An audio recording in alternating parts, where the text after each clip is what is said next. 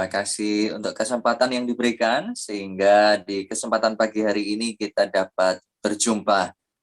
Bapak Ibu Saudara sekalian, perkenalkan nama saya Beni Wijaya. Saat ini saya melayani di Gereja Mawar Sharon Jakarta sebagai Ketua Departemen Family, Life, and Counseling atau sering disingkat FLC. Hari ini saya dan istri kami dikaruniai 2 orang putra. Anak pertama kami lahir pada waktu kami menggembalakan di Kalimantan Barat, Pontianak. Kemudian anak kedua kami, putra kedua kami lahir di saat kami menggembalakan di Kalimantan Timur, Samarinda.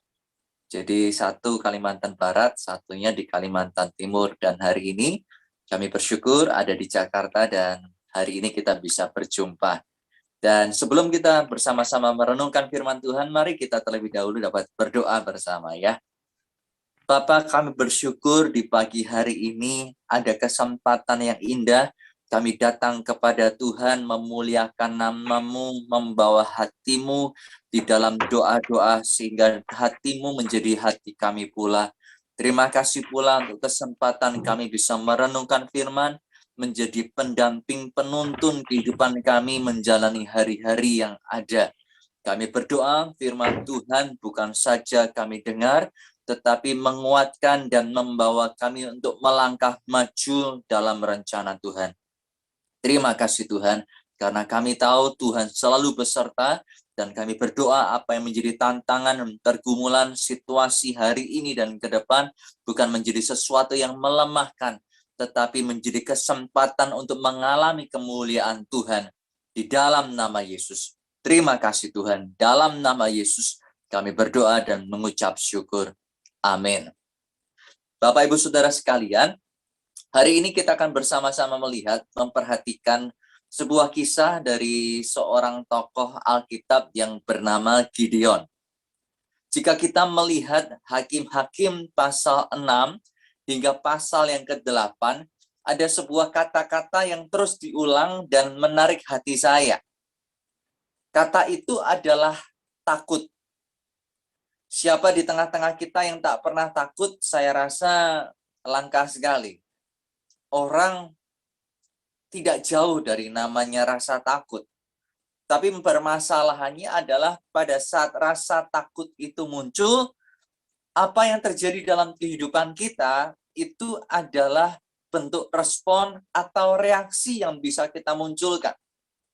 Ada orang yang begitu menemui rasa takut, menjadi orang yang tak bisa bergerak kemana-mana, terbujur kaku dan tak tahu harus berbuat apa.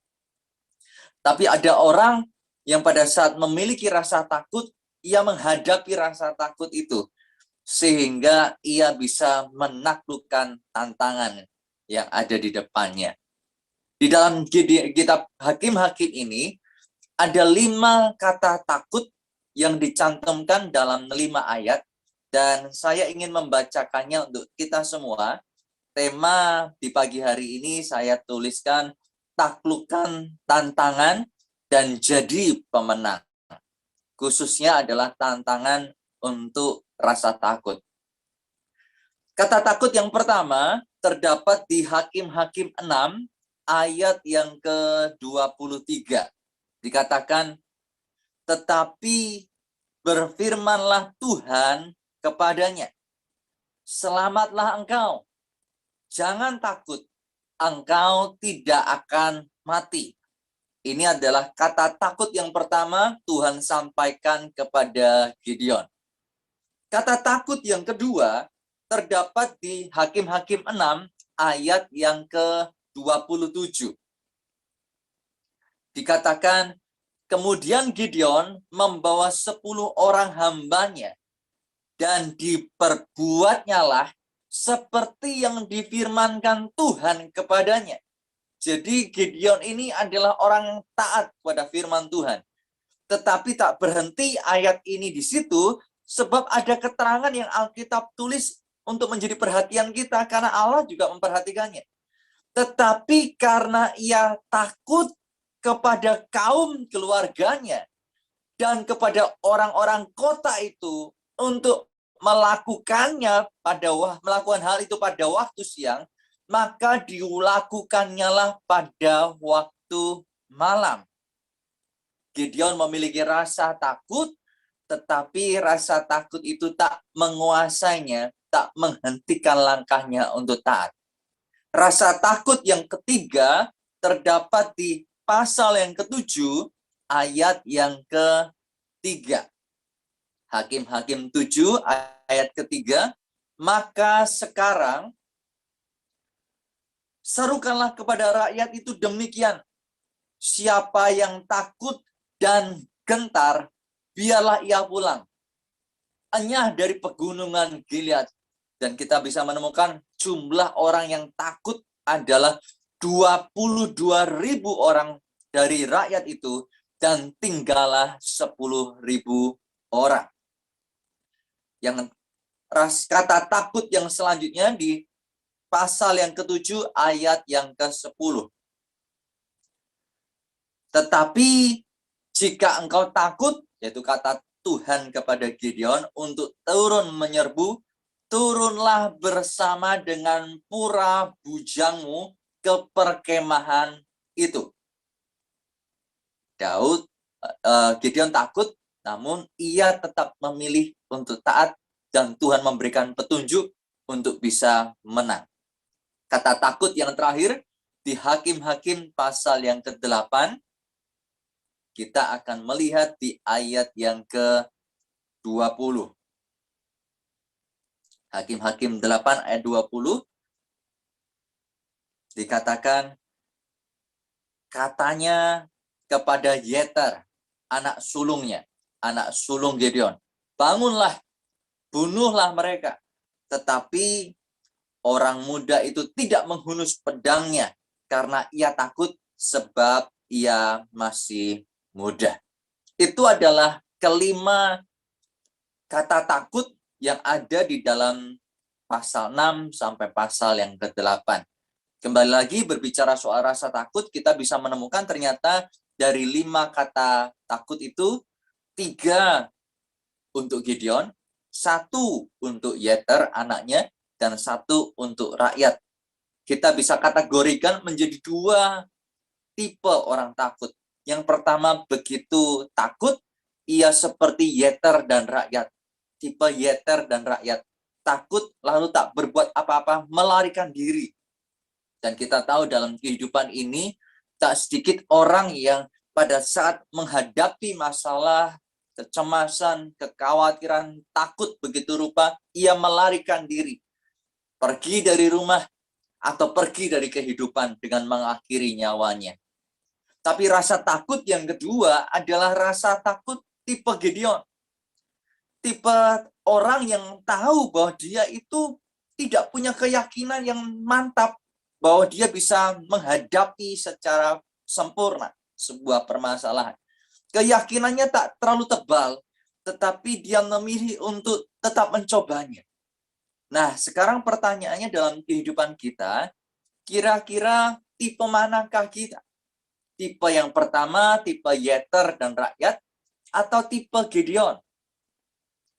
Kalau itu kita renungkan, tentu kita bisa berkata, kadang tipe pertama, kadang tipe kedua.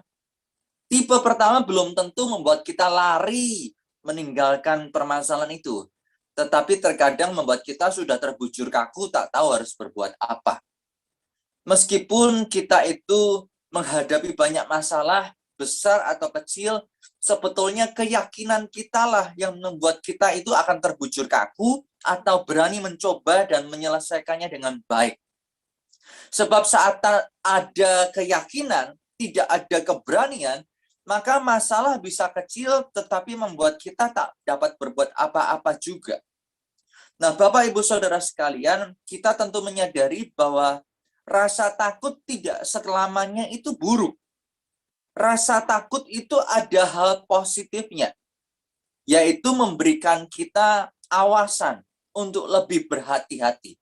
Rasa takut membawa hal positif, yaitu kita menjadi orang yang antisipatif. Contohnya, kalau kita takut kehujanan pada saat akan datang ke sebuah acara, Rasa takut tersebut membuat kita mulai mengambil sikap, entahkah datang lebih awal, entahkah membawa payung, entahkah kita naik kendaraan lebih cepat, dan lain sebagainya. Rasa takut bisa membuat kita lebih berhikmat. Kita takut ditipu orang, maka kita mempelajari sebuah kontrak terlebih dahulu.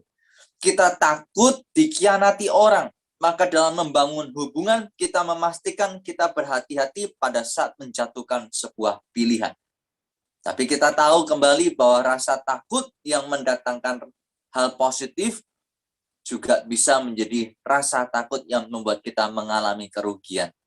Pagi hari ini, paling tidak ada 3 hal yang saya ingin bagikan dalam kehidupan kami berkeluarga, bagaimana menjadi orang yang bisa menaklukkan tantangan rasa takut dan tampil sebagai pemenang. Yang pertama, Bapak Ibu Saudara sekalian, adalah melatih mental Anda. Kita latih mental kita.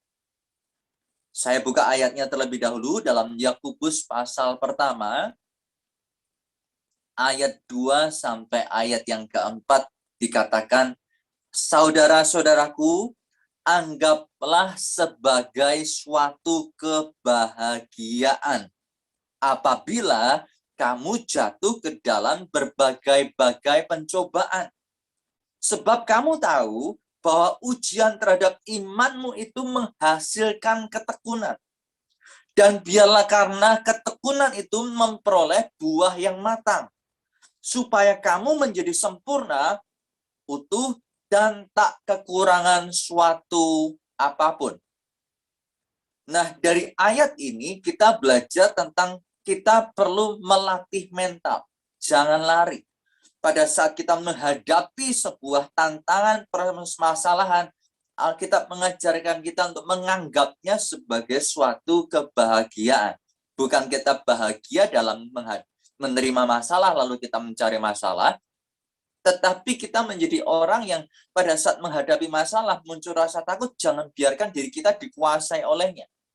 Dalam versi firman Allah yang hidup, dikatakan ayat yang sama, Yakobus 1 ayat 3 dan 4 dalam versi firman Allah yang hidup dikatakan, karena jika jalan kehidupan itu sulit, ada tantangan, ada kesulitan yang membuat kita stres, membuat kita depresi, membuat kita begitu tertekan, dikatakan kesabaran saudara memperoleh kesempatan untuk tumbuh.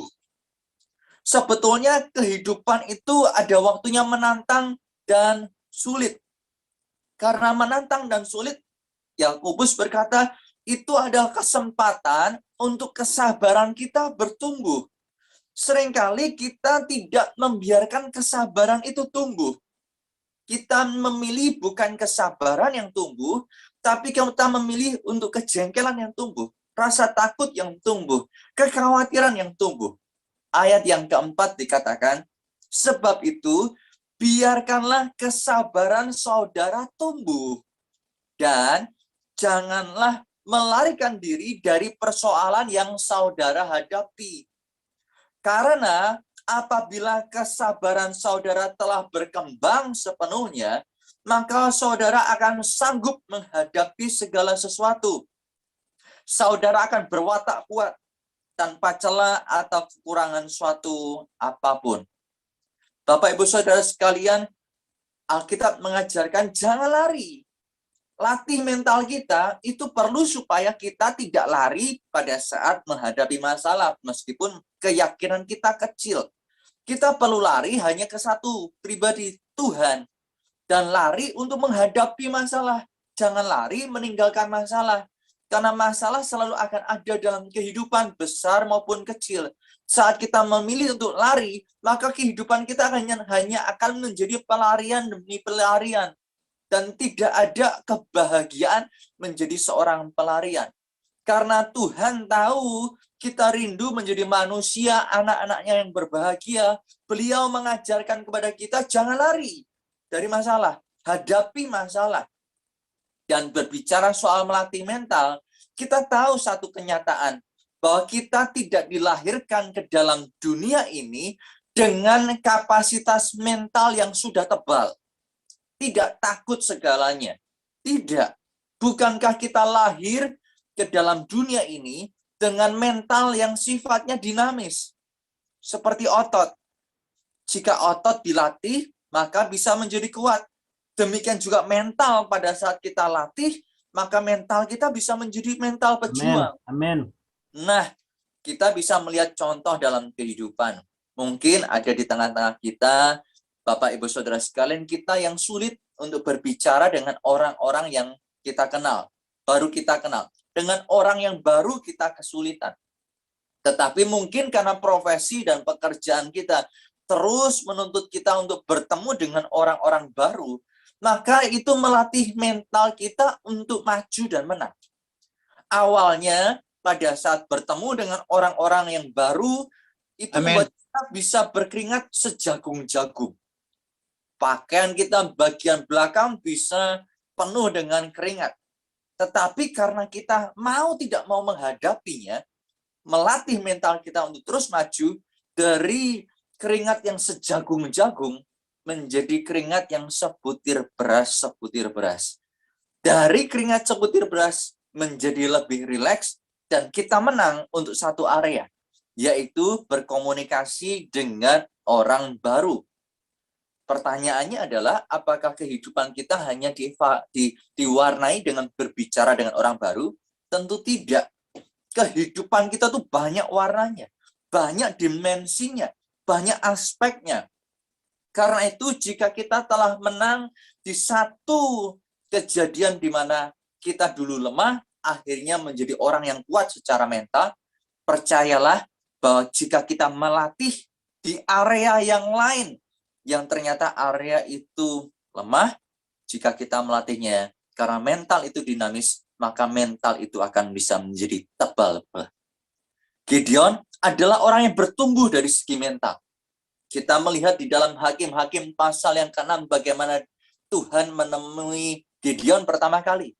Ia melakukan pekerjaan yang bukan pada tempatnya oleh karena ketakutan. Dan tadi kita sudah membaca bagaimana di pasal yang ke-6 sampai pasal yang ke-8, Gideon mendengar perintah Tuhan. Alkitab mencatat ia takut dan diberi keterangan. Meskipun takut, ia tetap melakukannya, hanya beda waktu. Umumnya orang yang berani melakukannya di siang hari, tapi ia melakukannya di malam hari. Alkitab tidak mencatat Tuhan mempermasalahkannya, tetapi Tuhan menggarisbawahi bahwa ini orang memiliki rasa takut, tapi memilih untuk tetap maju. Contoh yang lain yang tadi sudah kita baca pula, ia memiliki rasa takut, dan Tuhan mensupport, mendukungnya dengan berkata, kalau engkau takut ke perkemahan musuh, turunlah ke sana dengan bujangmu. Jadi berbicara kita melatih mental, itu bukan berbicara soal diri kita kepada diri sendiri. Bukan. Tapi ternyata Tuhan itu juga memberikan berkatnya kepada orang yang mau bertumbuh secara keberanian, secara mental, untuk melihat janjinya menjadi nyata. Karena itu, jika tantangan kehidupan itu banyak, kesulitan hidup itu banyak, maka Allah ingin kita berbahagia dengan kita menghadapinya, bukan lari dari kenyataan. Dan untuk itu, langkah pertama adalah melatih mental. Nah, berbicara soal melatih mental, saya ada beberapa catatan. Yang pertama, Bapak Ibu Saudara sekalian, berbicara melatih mental itu artinya kita perlu waktu, kita perlu proses, perlu langkah dan mencoba. Orang berkata, pada saat kita berani mencoba, kemauan itu membuat kita menang 50% terlebih dahulu. Karena kita bisa menjadi orang yang memiliki kemenangan 50% sebelum mencoba, maka kemauan itu penting untuk kita miliki. Nah, suatu kali ada sebuah penelitian ditujukan kepada dua kelompok. Kelompok ini menerima proyek yang sama. Tapi kelompok yang pertama adalah kelompok orang yang berkata bahwa proyek yang diberikan kepada mereka adalah proyek yang penting. Kelompok yang kedua adalah kelompok orang yang berkata proyek yang kami punya adalah proyek yang penting dan kami suka melakukannya. Singkat cerita, setelah 2 bulan dilalui, hasilnya ditunjukkan, ternyata kelompok orang yang berkata bahwa proyek ini penting dan menyenangkan, hasilnya jauh lebih maksimal dari orang-orang hebat yang memandang bahwa ini hanyalah proyek penting. Apa yang menjadi poin saya? Poin saya adalah, Bapak Ibu Saudara sekalian, melatih mental, menghadapi masalah kehidupan, itu bukan hanya penting, tapi menyenangkan. Itu menyenangkan. Tanamkan itu di hati Anda sekalian. Karena Allah ingin kita menikmati hidup dan bersuka cita di dalam berbagai-bagai pencobaan. Menyenangkan bukan ketemu masalah dan dikuasai masalah, tapi menghadapi masalah dan melihat bagaimana Tuhan itu ada dalam setiap persoalan. 2016 yang lalu, tepatnya tanggal 16 Agustus, saya dan keluarga kami pulang dari pelayanan, mendadak istri saya tidak ada angin, tidak ada hujan, drop. Sehingga harus masuk ICU dan dokter berkata ada infeksi di otak. Karena kami mengenal dari pihak dokter, beliau berkata, Pak, lebih baik dibawa ke Jakarta atau Surabaya untuk penanganan lebih jauh. Singkat cerita, kami pergi ke Surabaya untuk ditangani. Di saat itu, dilakukan pengecekan, dan tiba-tiba vonisnya berubah setelah MRI dilakukan. Pak, ini bukan infeksi otak. Ini ada tumor batang otak, ukurannya 4 cm. Anak kami masih kecil pada waktu itu. Jadi menghadapi situasi itu tak mudah bagi saya, tak mudah bagi istri, tak mudah bagi mereka. Rasa takut ada. Sebab kami tahu biayanya cukup tinggi. Sebelum vonis itu muncul, ada vonis-vonis yang lain yang kami tahu secara dana dari mana kami bisa menjalaninya. Dan dokter berkata, saat ada 2 pilihan, Pak. Yang pertama, diambil tindakan berupa penyinaran atau operasi. Tapi ini lokasinya batang otak, sehingga kalau dioperasi resikonya adalah kecacatan. Yang kedua, dibiarkan tergeletak sampai akhir hayat. Karena waktu itu istri saya memang benar-benar tidak bisa berbuat apa-apa, hanya bisa terbaring. Saya bergumul dalam ketakutan yang saya pikirkan untuk ke depan bagaimana. Saya mengambil keputusan, saya tahu yang terbaik adalah saya ambil resiko, yaitu dioperasi. Dari situ pergilah kami ke Jakarta dengan biaya yang kami tak tahu bagaimana harus mencukupinya. Sebab operasi biayanya 250 juta sekian. Dan dibutuhkan kita tidak tahu sekali atau 2 kali operasi, kami tak tahu. Kami modal percaya kepada Tuhan dan berdoa bagaimana kami harus menjalaninya. Singkat cerita, sampai di Jakarta ternyata 2 kali MRI dilakukan. Dokter berkata, Pak, ini tumornya nggak ada, Pak. Ini stroke batang otak. Tapi kok bisa terjadi, Pak ya? Karena setiap kali pengujian tes darah, tes autoimun, dan semua yang dilakukan, itu menyatakan nihil. Tidak diketahui apa penyebabnya. Jadi istri Bapak kolesterol kah, gula darah, atau apapun, semua normal, Pak. Ini tidak ada tantangan apa-apa ya, Pak. Tantangan apa-apa tak ada. Silahkan fisioterapi saja. Untuk menjalani dari terbaring sampai akhirnya menjadi bisa lebih baik dan beraktivitas lebih baik dalam berbicara, itu tak mudah. Kami menjalani hari demi hari itu bergumul Tuhan, kami tak bisa melihat hari ke depan. Sebab biaya kehidupan setiap bulan sangat tinggi sekali, sekian puluh juta. Kami tak punya cukup banyak dana di sana. Tetapi pada saat kami memilih, kami tidak bisa menghadapi itu, melihat tahun depan, 2 tahun lagi, yang kami bisa lihat adalah hari ini. Kami pilih untuk hari ini, kami menang dulu secara mental dengan lari kepada Tuhan, bukan lari dari kenyataan. Hari demi hari kami hadapi, dan sekian tahun kami telah jalani, sampai hari ini kami masih melihat penyertaan Tuhan. Bapak Ibu Saudara sekalian, jika yang pertama berbicara soal latihan mental itu perlu waktu menjalani proses, yang kedua adalah kita perlu menguasai diri. Dan dalam kita menguasai diri, ingatlah kebaikan Tuhan. Ingatlah Amin. kebaikan Tuhan. Amin. Kita perlu menguasai diri. Kenapa? Kalau kita melihat atau mendengar pada saat naik penerbangan pesawat, kondisi cuaca tak buruk, cuacanya buruk, kemudian kondisinya membutuhkan untuk kantong oksigen turun, maka dari pihak penerbangan berkata, pakailah terlebih dahulu sebelum menolong yang lain. Kita perlu menguasai diri kita terlebih dahulu sebelum kita menjadi berkat, kekuatan, inspirasi bagi yang lain. Dan menang terhadap tantangan. Amin. Amin. Kita perlu kuasai diri dulu. Tenangkan diri kita. Dan salah satu hal yang baik untuk kita bisa tenang adalah mengingat kebaikan Tuhan. Meskipun yang kali itu bisa kita ingat cuma satu. Ingatlah yang satu itu dan peganglah. Pegang yang satu itu.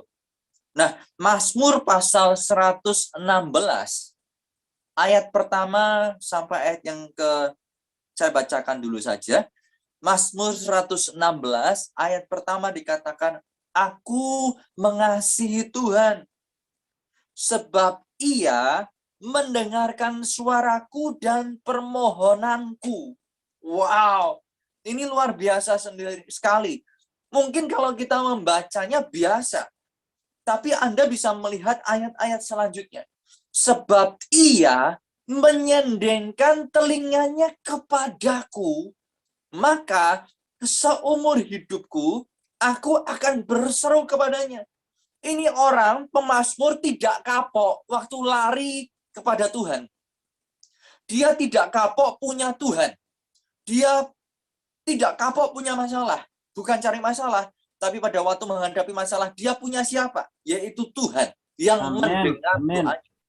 Bahkan mengenai permasalahan yang ia hadapi, ayat ketiga dikatakan, tali-tali maut telah meliliti aku.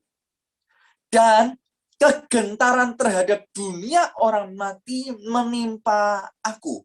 Aku mengalami kesesakan dan kedukaan. Ini orang masalahnya berat sekali. Sampai mau berakhir melarikan diri dari masalah dengan bunuh diri. Dia nggak ngerti. Dia rasanya mau mati saja. Tetapi aku menyerukan nama Tuhan. Ya Tuhan, luputkanlah kiranya aku.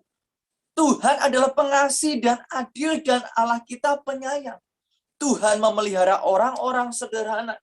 Aku sudah lemah. Aku sudah tak yakin, tak mampu bahwa aku punya kekuatan yang cukup. Tapi selamatkanlah aku. Wow, pemazmur ini hebat. Bukan karena dia punya banyak masalah, tapi dia punya Tuhan yang dia ingat kebaikannya. Ayat ke-8, ya engkau telah meluputkan aku daripada maut, dan tanganku daripada mata air, dan kakiku daripada tersandung. Kita membaca ayat-ayat ini sangat cepat, tetapi ayat-ayat ini dihidupi dari waktu ke waktu. Sampai ujungnya Tuhan itu setia. Karena kita tahu ada Allah dalam setiap permasalahan yang ia hadapi. Nah, Bapak Ibu Saudara sekalian, berbicara melatih mental, ada 3 hal yang kita perlu pahami. Yang pertama, membutuhkan waktu dan proses yang kita jalani. Yang kedua, berbicara melatih mental, maka kita perlu melihat adanya penguasaan diri itu dibutuhkan dengan mengingat kebaikan Tuhan. Yang ketiga, untuk kita bisa melatih mental dan berhasil di sana, maka kita perlu memikirkan solusi dari permasalahan. Mengapa? Ternyata ada 2 tipe orang yang mengeluh. Yang pertama adalah istilahnya mindless complaint. Mindless complaint. Ini orang kalau punya masalah, mengeluh, curhat. Haleluya. Tapi setelah itu selesai. Berhenti di sana. Ada tipe kedua adalah tipe justified complaint. Orang punya masalah, curhat nggak apa, tapi dia tidak berakhir di curhat. Dia pikirkan bagaimana ya sekarang aku bisa selesaikan persoalanku ini. Nah, saya ajak biarlah firman Tuhan ini menantang kita bukan hanya untuk menjadi lega, tapi maju. Sebab Tuhan angkat kita, ajar kita untuk jadi lebih dari pemenang. Karena itu akal budi kita perlu terlibat bagaimana kita bukan hanya melatih mental, tapi juga percaya kepada Dia, lalu menghadapi itu secara nyata menjadi orang yang cari solusinya. Daud adalah orang yang banyak contoh kehidupan kita. Tapi sayang, ada hal-hal yang kita bisa juga perhatikan kenapa ini orang jadi pasif ya. Jadi pasif. Seandainya dia lebih aktif, maka bisa terjadi hal-hal yang lebih baik dalam kehidupannya. Demikian juga dalam kehidupan kita. Pernahkah kita itu menjadi orang yang berpikir, kalau saya melakukan ini, curhat, saya jadi lega. Kira-kira apa yang akan terjadi ya, jika saya tidak berhenti hanya pada curhat, tapi saya belajar pikirkan solusi dan melangkah maju, melakukan hal yang menyenangkan, yaitu menyelesaikan permasalahan. Bapak Ibu Saudara sekalian, yang pertama adalah melatih mental. Yang kedua, yang kita perlu perhatikan menjadi orang yang menaklukkan tantangan adalah kritislah terhadap rasa takut. Kita bisa takut, dan rasa takut itu mendatangkan hal yang positif, antisipasi. Tapi rasa takut bisa membuat kita terbujur kaku, bahkan melarikan diri dari masalah maupun kehidupan. Supaya kita menjadi orang yang bisa menaklukkan rasa takut, maka kita perlu bertanya kepada diri sendiri, layakkah kita takut? Anda dan saya bisa mengajukan beberapa pertanyaan ini. Yang pertama, mengapa saya takut? Mengapa saya takut? Apa yang saya takuti? Saya sedang takut apa? Kita perlu sadar dulu. Kita itu takut apa? Anda bisa mengajukan pertanyaan yang lain lagi. Kalau yang saya takuti ini terjadi, kira-kira kerugiannya apa? Apakah saya akan kehilangan kebahagiaan? Oke, saya akan kehilangan kebahagiaan. Kira-kira kebahagiaan ini akan hilang berapa lama? Oh, saya akan menangis seminggu, 2 minggu, atau 1 bulan. Setelah itu, saya akan bisa move on. Oke. Bapak, Ibu, Saudara sekalian, setelah kita itu menjadi tahu, oh ternyata saya itu kalau terus begini, kerugiannya adalah menangis berduka sebulan. Atau kita bisa mengajukan kira-kira kalau kejadian yang saya takutkan ini terjadi, apakah saya akan kehilangan kebahagiaan? Jika ternyata jawabannya adalah tidak, berarti kita tidak pantas untuk takut untuk hal tersebut. Saya beri contoh. Ada orang yang bergumul begitu rupa dengan masalah kehidupannya, yang seringkali salah satu yang kita lihat di bulan lalu, misalnya Valentine, orang bergumul untuk pasangan hidupnya. Ada orang yang berkata, Pak, saya takut untuk memutuskan hubungan dengan pasangan saya ini. Kenapa? Meskipun dia suka untuk dalam masa hubungan ini belum menikah sudah suka untuk memukul dan lain sebagainya, kenapa kok pilih untuk tetap lakukannya? Menjalin hubungan dengan resiko yang jauh lebih besar. Ya Pak, kalau nanti saya putus dengan dirinya, saya dengan siapa? Oke, coba dipikir. Dengan siapa? Nggak tahu. Ya sudah, itu berbicara soal masa depan.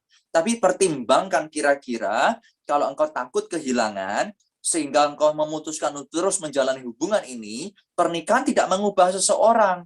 Jika orang dalam masa berpacaran begini sudah berani, apalagi dalam pernikahan nanti. Kira-kira nih, kalau kamu ternyata mengambil keputusan untuk berpisah dengan dirinya, kerugiannya apa? Bingung, pasangan hidupnya siapa nanti ke depan. Nanti dipikirkan. Tapi yang terdekat, engkau pasti ngerasa luka, sedih, menangis. Berapa lama? Ini yang tadi saya singgung. Oke, 1 bulan. Layakkah engkau membandingkan 1 bulan kesedihan karena menangis ditinggal pasangan dengan sebuah kehidupan pernikahan yang panjang dipenuhi dengan kekerasan di sana? Dan jika ujungnya ternyata perceraian, bukankah kerugiannya ini jauh lebih besar daripada 1 bulan ini? Jika ternyata kerugiannya lebih besar, pertimbangkan untuk cari solusi yang tepat. Jangan hanya curhat.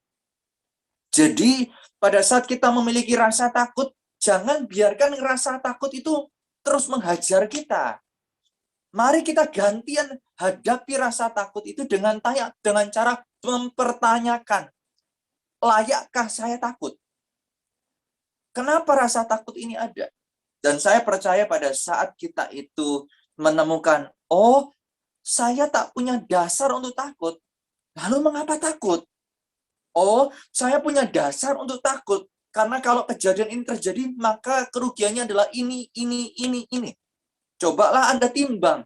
Jika ternyata kerugiannya besar, lebih besar mana jika Anda terus tinggal di dalamnya? Dengan demikian, kita menggunakan kehidupan dan akal budi yang Tuhan percayakan untuk berjalan dalam hikmat. Sehingga kita bisa menjadi orang yang punya rasa takut, tapi menaklukkannya dan tampil sebagai pemenang. Yang ketiga, yang terakhir, kita perlu untuk membentuk kebiasaan baru. Sehingga dengan kebiasaan baru itu, kita bisa muncul sebagai kehidupan yang pemenang, tapi bukan hanya dalam 1-2 perkara. Karena aspek kehidupan kita banyak, kita perlu menang di dalam banyak perkara. Kita pun bisa melatih kebiasaan baru ini dan menang dalam banyak perkara. Kebiasaan baru apa? Yaitu kebiasaan baru untuk memperhatikan mulut kita. Pak, bicara soal memperhatikan mulut itu sudah umum, sudah sering kita dengar. Umum kita dengar. Apakah umum kita lakukan? Apakah umum pada saat kita itu menghadapi masalah, sudah terbiasa kita mengucapkan kata-kata penuh gizi? Kita mendengar banyak di hari-hari ini orang yang toksik. Ini racun nih, hubungan ini racun. Itu kenapa? Saya ajak hari ini dengan melatih kebiasaan baru menjaga mulut kita. Bukan untuk menjadi racun bagi diri sendiri, racun bagi orang, tapi menjadi gizi bagi diri kita. Kita menjadi orang penuh gizi bagi orang lain dengan menjaga dan menggunakan mulut kita itu untuk memperkatakan yang benar. Bapak, Ibu, Saudara sekalian, pada saat kita menjadi orang yang memenuhi diri kita dengan gizi kehidupan dan membangun sesuatu dengan hubungan dengan orang lain dengan perkataan yang penuh gizi kehidupan, bukankah Amsal berkata, siapa suka menggemakannya akan memakan buahnya. Jika kita itu berharap tampil menjadi pemenang, tapi mulut kita penuh racun, bukankah kita seperti orang yang berharap jadi orang hebat, tapi menusuk diri kita dengan penuh benda tajam, sehingga bukan kemenangan yang sebenarnya kita raih, tapi banyak luka. Hari ini saya tak tahu bagaimana kita menjalani kehidupan. Apakah kita itu menjadi orang yang penuh gizi atau penuh racun? Jika ternyata kita itu penuh racun, saya ingin kita menjadi orang yang sadar bahwa kita lahir di dalam dunia tidak membawa kebiasaan. Tapi di dalam dunia kita membentuk kebiasaan. Pada waktu kita membentuk kebiasaan, itu belum secara otomatis kita lakukan. Kalau sudah menjadi kebiasaan, itu yang baru otomatis. Bentuknya sudah kita bisa lakukan. Bangun tidur, berdoa, menyanyi bagi Tuhan, membaca Alkitab. Jika itu sudah menjadi kebiasaan, otomatis kita lakukan. Tapi jika kita melakukan kebiasaan baru, kita perlu berjuang untuk mengupayakannya. Kita perlu berjuang untuk mengusahakannya. Kadang lupa, kadang ingat, ya namanya kebiasaan baru. Tapi jika kita terus melatihnya, kebiasaan baru ini menjadi kebiasaan yang terus kita lakukan, mendarah daging, maka itulah yang akan membuat kita menjadi orang yang punya modal lebih besar untuk jadi pemenang. Bapak, Ibu, Saudara sekalian, untuk melatih, saya mengajak setiap kita mulai memperhatikan mulut, karena mulut paling gampang, gratis untuk kita keluarkan yang baik ataupun yang buruk. Karena itu, jika itu gratis, mari kita melakukannya dengan baik, dan kita menjadi gizi untuk hidup kita maupun hidup orang lain. Karena perkataan kita bisa bedakan pada waktu basa-basi orang berkata apa kabar, itu jauh lebih enak daripada perkataan yang bukan God bless you ya, Tuhan memberkati ya, tapi semoga celaka di jalan ya. Lebih enak di mana? Bukankah jauh lebih enak kata-kata yang gizi, bukan racun? Masalahnya, kita seringkali memberi racun pada diri sendiri. Dan hari ini, biarlah kita bisa keluarkan racun-racun dan menjadi orang yang punya potensi dan maksimal karena Tuhan menjadikan kita serupa gambar. Amin. Saya tutup dengan ini. Jangan menunggu waktu terbaik untuk berubah dan melakukan yang benar. Tapi jadikan saat ini menjadi waktu yang ditunggu dan mulailah perubahan.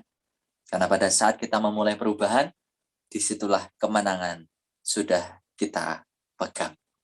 Tuhan memberkati. Mari kita berdoa. Haleluya. Haleluya.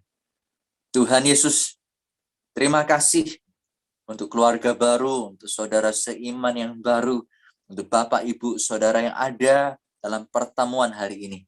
Hamba mengangkat tangan melepaskan berkat campur tangan-Mu ada dalam kehidupan umat-Mu ya Tuhan. Apa yang menjadi tantangan, pergumulan, dan persoalan bukan menjadi sesuatu yang melemahkan untuk seterusnya.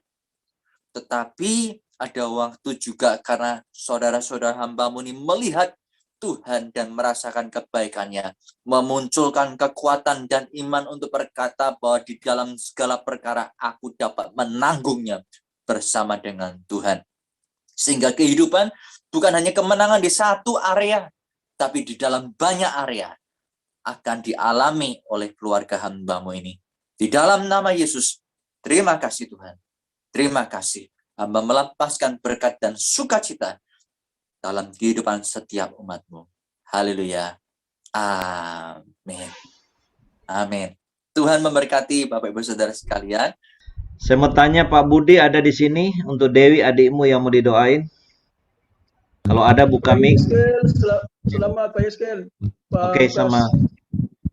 Oke, silakan Pak. Siapa Pak Lukas ya? Silakan Pak Lukas bicara apa?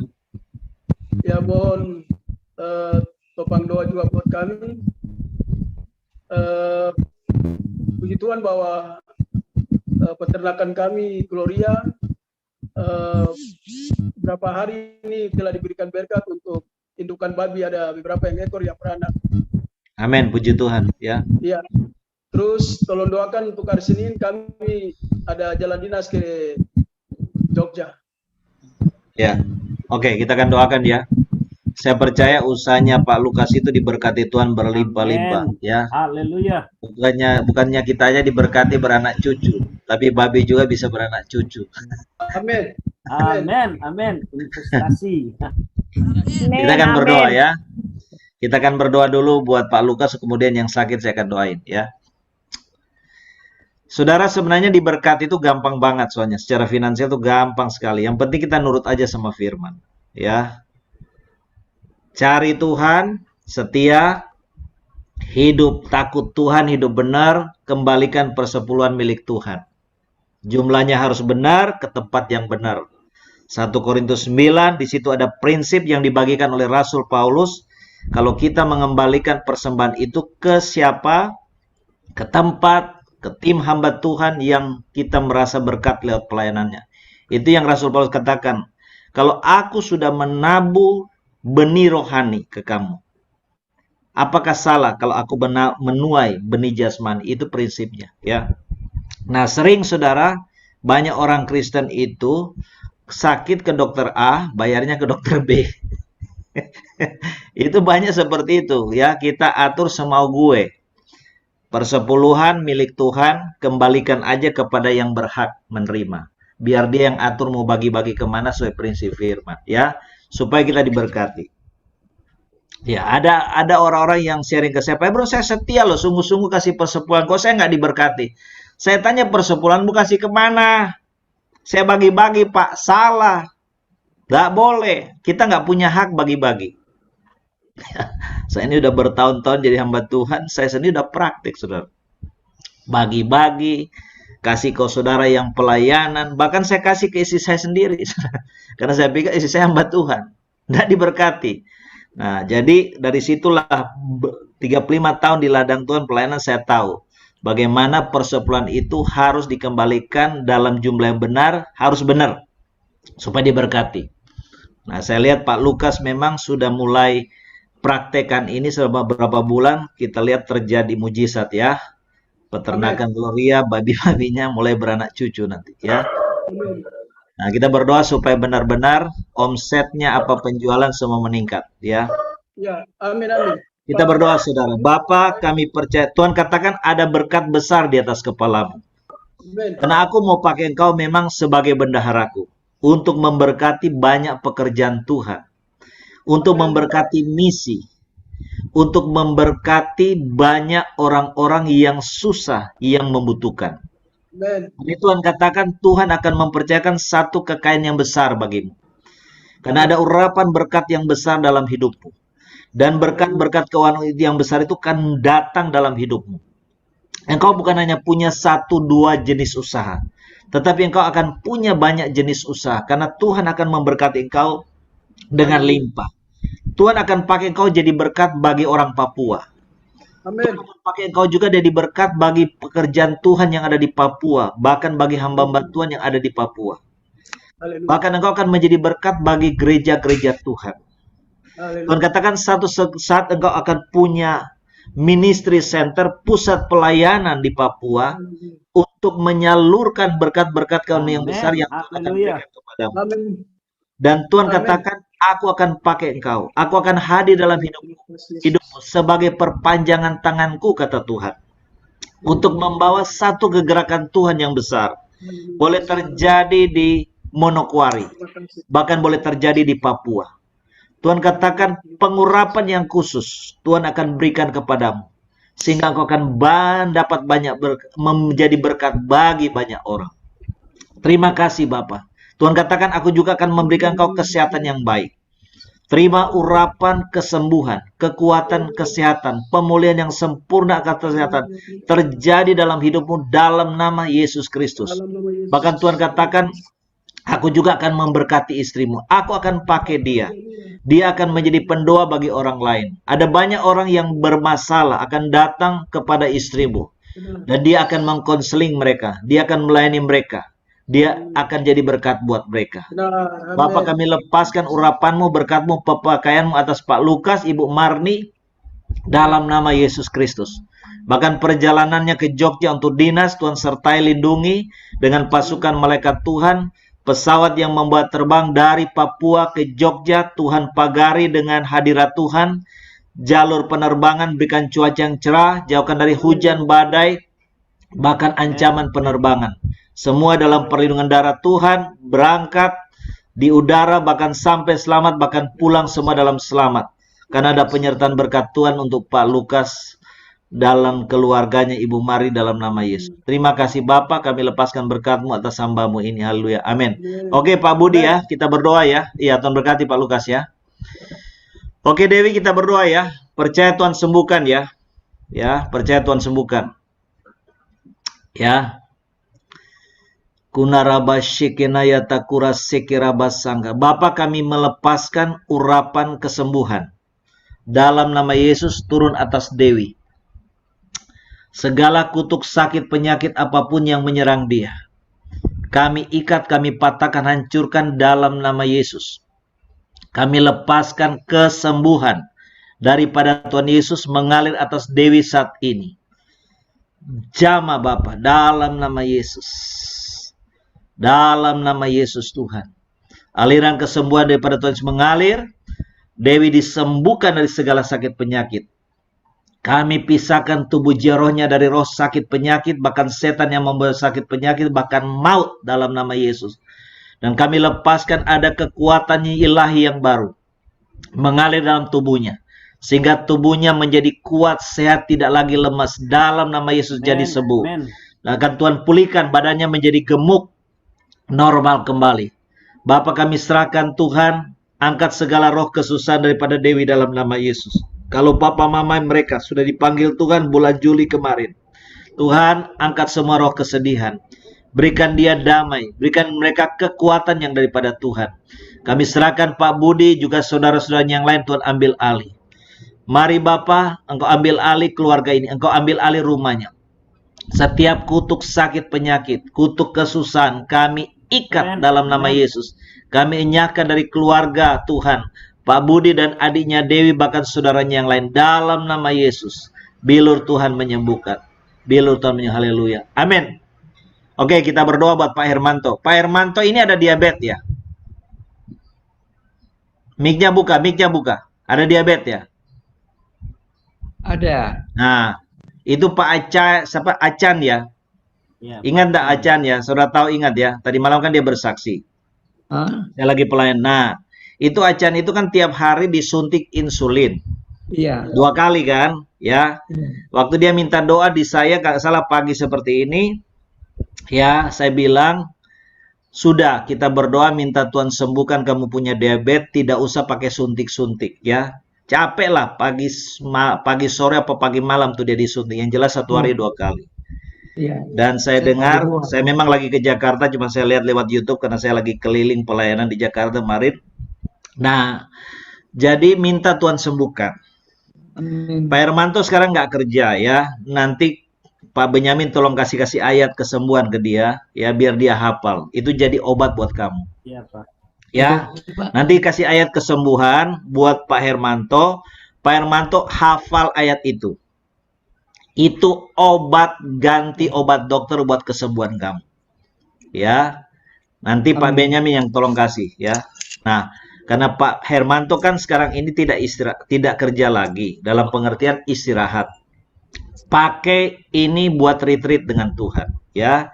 Retreat, duduk di kaki Tuhan ya, ikut ibadah seperti ini sungguh-sungguh fokus ya, dan hafal ayat-ayat firman. Nanti Tuhan sembuhin ya, Tuhan akan pulihkan ya. Iya. Kita berdoa buat Pak Hermanto. Ada lagi yang butuh doa? Oke, ya itu dikatakan Moren bilang masuk akademinya Tuhan ya. Bapak kami berdoa dalam nama Yesus juga buat Pak Hermanto. Ya, Pak Hermanto fokus Iya. lagi doa fokus. Tutup mata fokus ya. Iya. Bapak Iya. dalam nama Yesus kami berdoa buat Pak Hermanto. Tuhan ada banyak penyakit di tubuhnya. Kami tidak tahu penyakit apa dan bagaimana keadaan organ tubuhnya. Yang kami tahu Tuhan Yesus dokter segala dokter. Tabib di atas segala tabib. Yang sudah menciptakan organ tubuh Pak Hermanto. Kalau ada kesalahan dosa yang dia buat dalam hidupnya, Tuhan ampuni. Kami percaya Tuhan punya banyak stok organ tubuh di sorga. Amin. Dan Amin. Tuhan Amin. sanggup ganti cangkok yang baru. Kami berdoa saat ini dalam nama Yesus, Tuhan jamah tubuhnya. Sembuhkan saat ini. Dalam nama Yesus. Aliran kuasa kesembuhan daripada Tuhan Yesus mengalir menjamah Pak Hermanto. Amin. Sembuh dalam nama Yesus. Segala Amin. pembengkakan yang terjadi, baik pada kaki kanan, kaki kiri, bahkan perutnya, sembuh dalam nama Tuhan Yesus. Tuhan, Amin. kami berdoa apapun yang dia derita, apapun sakit yang derita, dari kepala sampai kaki, penyakit apapun, bahkan setan-setan roh jahat yang bawa sakit, kami ikat, kami perintah kau keluar dari tubuhnya dalam nama Yesus.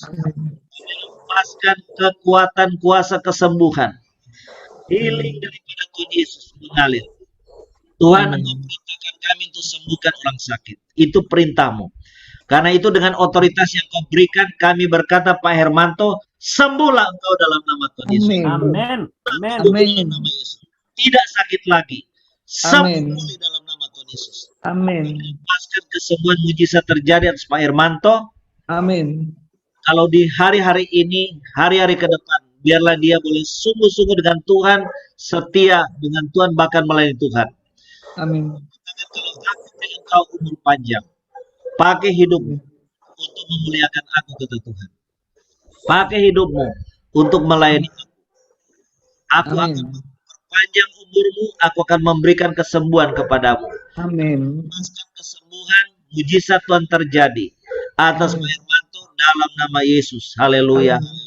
Amin. Ingat Amin. Pak Hermanto ya, kalau Tuhan sembuhin, ya, Amin. kalau Tuhan pulihkan, jangan bingung cari duit. Amin. Karena kalau Tuhan sembuhkan itu sudah nyawa sambungan, ya. Pakai berbakti, pakai melayani Tuhan, bukan berarti tidak boleh kerja, ya. Ada banyak orang yang saya sudah bilang sudah mengalami kesembuhan dari kanker, ya.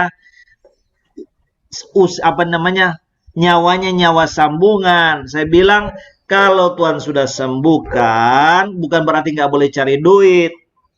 Tapi fokus utamamu lagi itu adalah melayani Tuhan, berbakti kepada Tuhan, cari Tuhan. Banyak mereka nggak taat. Akhirnya apa? Ya, umat lagi sakitnya berangkat, sudah meninggal. Ya, ada yang cuma diperpanjang setahun, ada yang cuma diperpanjang umurnya 5 tahun. Jangan coba-coba kalau kita sudah nasar dengan Tuhan. Apalagi kalau kita nyawa sambungan, ya. Kalau sudah nasar, ya tepati itu. Ya, ada banyak mereka nyawa sambungan, mereka tidak tepati nasarnya. Ya, meninggal.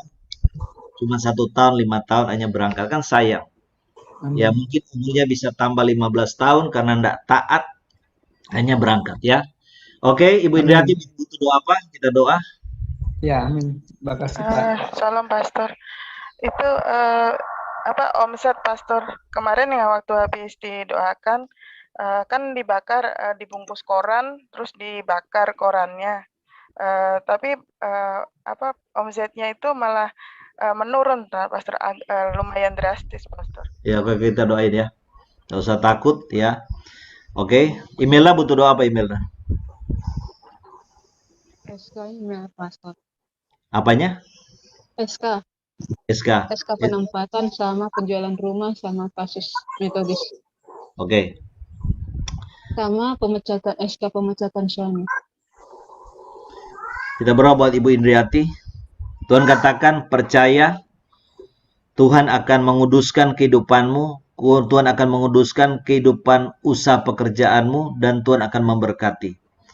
Hari ini akan ada perubahan dalam omset. Setan berusaha menghalangi berkatmu. Karena itu tugasmu adalah terus mengikat dan menyingkirkan setiap kuasa gelap yang mencoba mengganggu usahamu.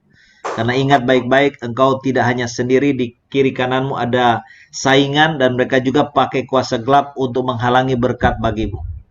Bapak, kami berdoa secara khusus untuk mereka yang berjualan di kiri kanan Ibu Indriati. Mereka yang memakai kuasa-kuasa gelap, tenung santet sihir yang berusaha menyerang Bu Indriati supaya tidak ada pelanggan yang berbelanja, kami ikat, tolak, hancurkan dalam nama Yesus Kristus. Dalam nama Yesus kami hancurkan, kami lepaskan api Tuhan membakar setiap roh jahat, kuasa-kuasa setan yang dikirim untuk menghalangi berkat-berkat dari Ibu Indriati karena mereka merasa tersaingi. Kami lepaskan api Tuhan bakar semua. Dan saat ini dalam nama Yesus kami buka pintu-pintu berkat. Biarlah berkat keuangan dalam usaha pekerjaan Ibu Indriati diberkati Tuhan dengan berlimpah-limpah. Kami tahu hidupnya milik Tuhan, usahanya milik Tuhan. Dan kami percaya seluruh keluarganya, anak-anaknya semua milik Tuhan. Tuhan yang akan berkati. Hari ini boleh terjadi perubahan signifikan. Omset usahanya boleh stabil, bahkan terus meningkat karena mujizat Tuhan. Kami juga berdoa Tuhan buat Tuhan untuk Imelda, supaya Tuhan akan tolong segala pergumulan yang dihadapi. SK penempatan yang baru, Tuhan campur tangan, Tuhan tolong. Karena Imelda milik Tuhan. Engkau yang berkuasa atas hidupnya, Engkau akan atur dia tempat yang terbaik dengan pertolongan kuasa Tuhan. Kami gerakkan, kami aktifkan malaikat Tuhan akan menolong Imelda dalam segala pergumulannya. Juga masalah-masalah hukum pribadi yang sedang dia hadapi, Tuhan akan tolong, Tuhan akan campur tangan. Juga suami bahkan anak-anak. Mari Bapak Engkau bela. Biar kemenangan daripada Tuhan terus menjadi milik Imelda. Dalam nama Yesus kami berdoa. Amin.